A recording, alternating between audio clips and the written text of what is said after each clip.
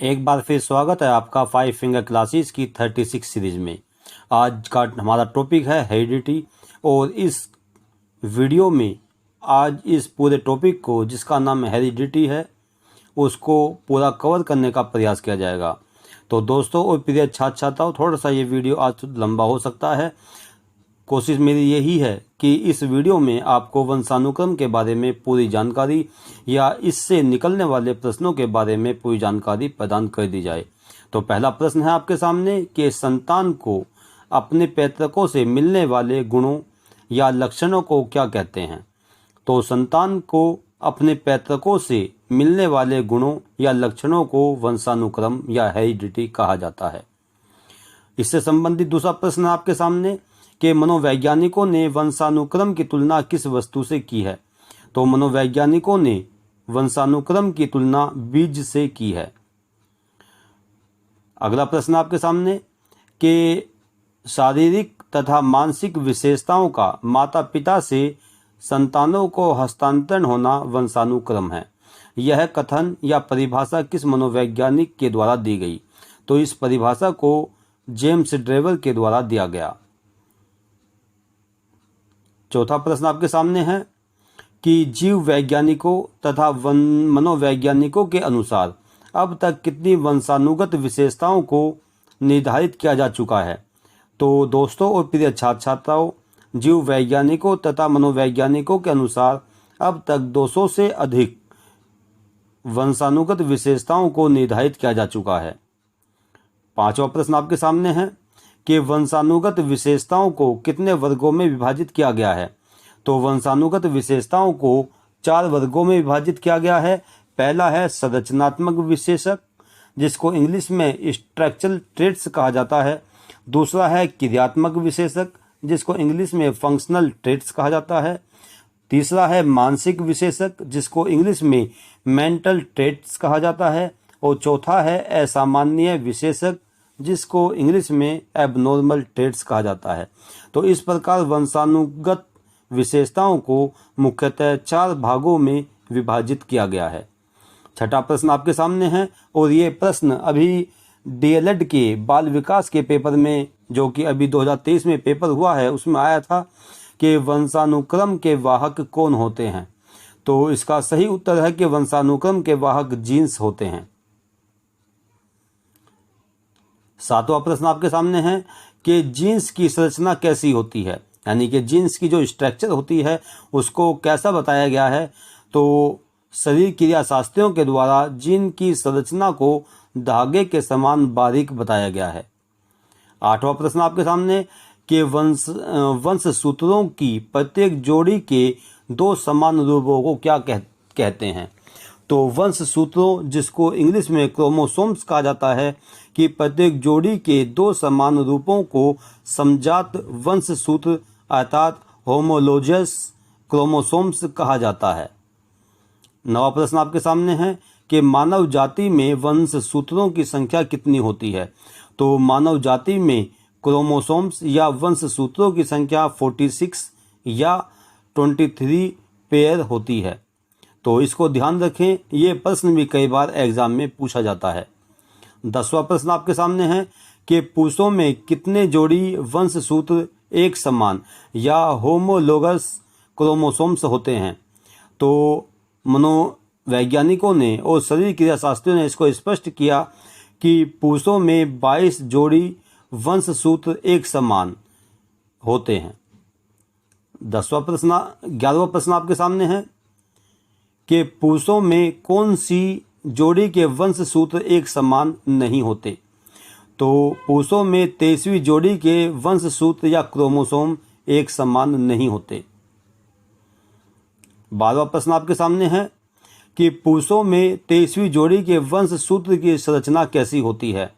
तो इसको बहुत ध्यान से सुने और यहाँ से आपके कई प्रश्न निकल करके आ जाते हैं कि पुरुषों में 23वीं जोड़ी के वंश सूत्रों की संरचना में एक वंश सूत्र की संरचना लंबी छड़ीनुमा होती है, जिसे एक्स वंश सूत्र या एक्स क्रोमोसोम्स कहा जाता है, तथा एक वंश सूत्र की संरचना छोटी गोली नुमा होती है, जिसे वाई वंश सूत्र या वाई क्रोमोसोम्स कहा जाता है।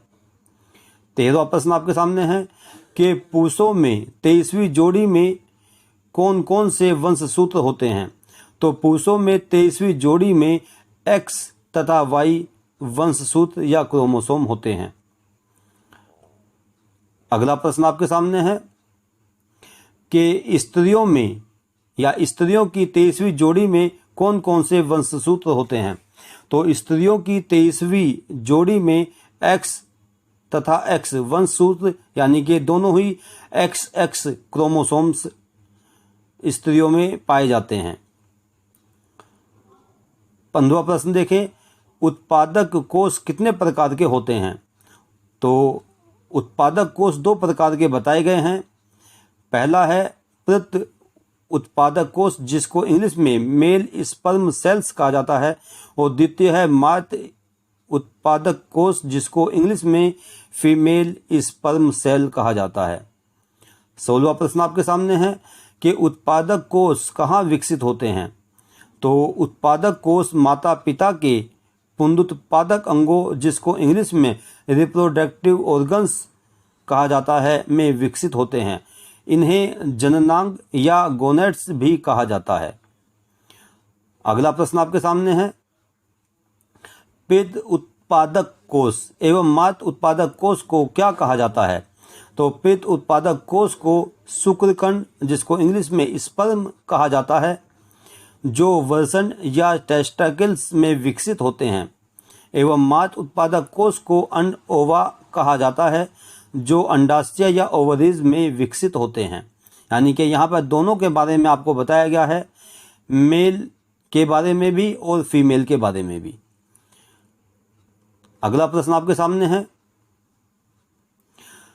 शुक्राणु तथा अंडकोश के विभाजन की प्रक्रिया को क्या कहा जाता है। तो शुक्राणु के विभाजन की प्रक्रिया को शुक्र जनन या स्पर्मेटोजेनेसिस तथा अंडकोश के विभाजन की प्रक्रिया को अंड जनन या ओवाजेनेसिस कहा जाता है। इस प्रकार के प्रश्न एग्जाम में अक्सर पूछे जाते हैं। यहाँ तक की बात है कि नेट की परीक्षाओं में, यूपी टेट और सी टेट की परीक्षाओं में, पीजीटी की परीक्षाओं में वंशानुक्रम से जितने प्रश्न मिल सकते थे उतने मैंने यहाँ पर शामिल करने का प्रयास किया है।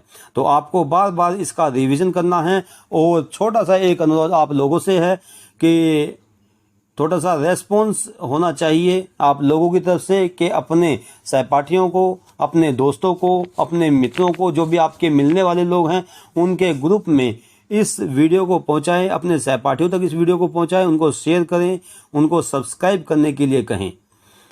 अगला प्रश्न देखिए, अंडाणु और शुक्राणु के मिलने से बने कोष को क्या कहा जाता है। तो अंडाणु और शुक्राणु के मिलने से बने कोष को युग्मज या जाइगोट कहा जाता है, जो बाद में एम्ब्रियो के रूप में या भ्रूण के रूप में परिवर्तित हो जाता है। कुछ समय बाद यही भ्रूण गर्भस्थ शिशु में बदल जाता है। यानी कि यहाँ पर तीनों चरण बताए गए हैं कि पहले अंडाणु और शुक्राणु के मिलने से सबसे पहले जाइगोट का निर्माण होता है, उसके बाद एम्ब्रियो का निर्माण होता है, और उसके बाद एम्ब्रियो परिवर्तित होकर के गर्भस्थ शिशु में बदल जाता है। अगला प्रश्न देखिए, लास्ट प्रश्न है आपके सामने कि अंडाणु और शुक्राणु के मिलने से बने संयुक्त कोष के विभाजन की प्रक्रिया को क्या कहा जाता है। तो अंडाणु और शुक्राणु के मिलने से बने संयुक्त कोष के विभाजन की प्रक्रिया को माइटोसिस कहा जाता है। तो यहाँ पर 20 प्रश्न वंशानुक्रम से लिए गए हैं, जो कि मनोविज्ञान, शिक्षा मनोविज्ञान, growing up as a learner या चाइल्ड डेवलपमेंट जैसे विषय से संबंधित हैं, और लगभग सभी में एक समान क्वेश्चन ये पूछे जाते हैं। तो यहीं पर आज मैं अपनी ये वीडियो पूरी करता हूँ। जय हिंद, जय भारत।